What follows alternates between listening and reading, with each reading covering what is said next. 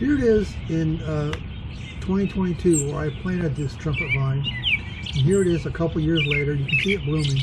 I was really hoping to get some hummingbirds, but I don't think I ever saw a hummingbird on it. But then last year it sent a, there it is right there, a shoot underneath of the sidewalk, 3 feet wide sidewalk, over into the flower bed. I thought it would be safe out there in the corner by the driveway. But no, here it is. So just pull that shoot up out of the ground, and whenever you find another one. Here's another one the next year. And look how fast, how big it got before we even saw it. So I decided to go ahead and take that out, take out the swing set. So here it is, the swing set's gone.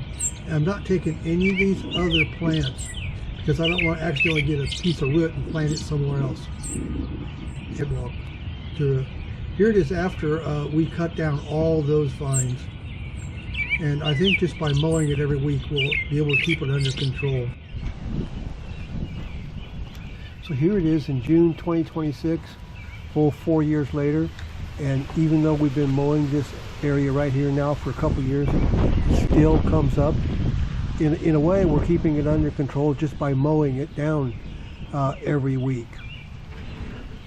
And so it's not killing it off, but at least it's not invading the other flower beds. I think at one time I did see it send another root over into an adjacent flower bed, but I caught it and pulled it up. So I think the bottom line is that the only way to control it is by mowing it down every week. And certainly I will never plant it again, because it will just take over a whole area.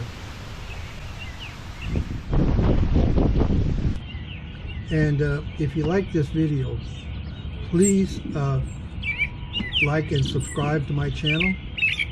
And I will talk to you next time. And thanks a lot for watching. Bye.